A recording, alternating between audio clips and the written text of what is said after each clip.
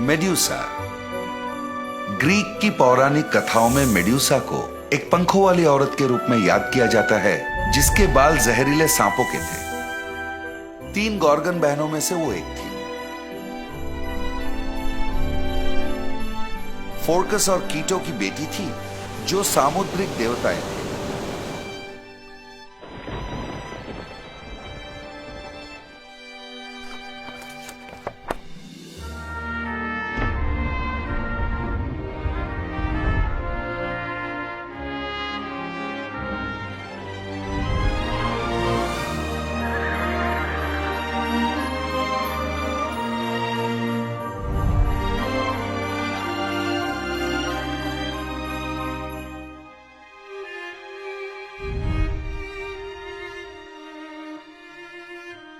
Medusa.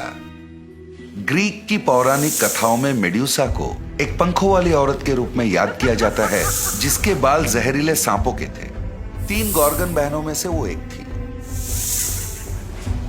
फोर्कस और कीटो की बेटी थी, जो सामुद्रिक देवताएं थे। मेड्यूसा के बारे में जो कम लिखा गया है वो ये है कि वो एक पैदाइशी राक्षस नहीं थी।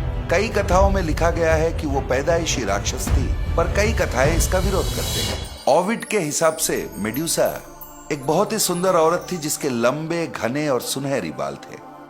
कहा जाता है कि वो इतनी सुंदर थी कि जो भी मर्द उसे देखता, शादी में उसका हाथ मांग बैठता। हर मर्द सिर्फ पोसाइडन के अलावा, जो समुंदर का भगवान था। पोसाइडन को भी वो बहुत पसंद थी, पर मेड्यूसा से शादी करने के बजाय उसने एथेना के पवित्र मंदिर में उसका बलात्कार किया। एथेना एक कुमारी देवी थी और उसकी मंदिर अपवित्र होने से उसे बहुत गुस्सा आया। इसका सारा दोष उसने मेड्यूसा पर डाला। उसने उसे श्राप दे दिया, जिससे कि मेड्यूसा एक राक्षस बन गई। उसके सुंदर घने बाल विषाक्त सर्पों में बदल गए। श्राप यह भी था कि जो भी उसके तरफ देखेगा वो पत्थर में बदल जाएगा। फिर कभी भी कोई भी उसकी तरफ बिना दंड पाए देख नहीं पाएगा, और फिर कभी उसे प्यार की एहसास नहीं होगी। इन श्रापों पर मेड्यूसा का कोई नियंत्रण नहीं था। मतलब ये कि उसे एकांत में अकेला ही रहना पड़ता। उसे सजा मिला, जबकि बलात्कार उसी की हुई थी। ऐसी कथाएं फैलने लगी कि मेड्यूसा एक ऐसी राक्षस है जिसे कोई नहीं हरा सकता। कई नामी ग्रामी योद्धा ने उसे मार गिराने की कोशिश की, पर वो सब पत्थर में बदल गए। ज़ूस का बेटा पर्सस को मेड्यूसा को मार गिराने का दुष्कर काम सौंपा गया। उसका सहायता करने के लिए कई भगवानों ने उसे उपहार दिया। हेडिस ने एक हेलमेट दिया, जिससे वो अदृश्य हो सके। हर्मीस ने पंखों वाले चप्पल दिए। एथेना ने एक कांस का ढाल दिया, जिससे कि वो मेड्यूसा की नजर को मोड़ सके, और उसकी सर काटने के लिए तलवार भी दिया। इन उपहारों की वजह से पर्सियस मेड्यूसा की नजर बचाकर, जो कि एकमात्र गॉर्गन थी, उसकी गर्दन काट दिया। जब मेड्यूसा की मौत हुई, वो पोसाइडन की बच्चे की मां बनने वाली थी।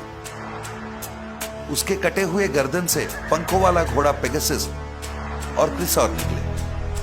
इसके बाद पर्सियस ने मेड्यूसा के कटे हुए सर को कई सारे युद्ध जीतने में इस्तेमाल किया। ये सर कई जीते हुए युद्धों का पुरस्कार था।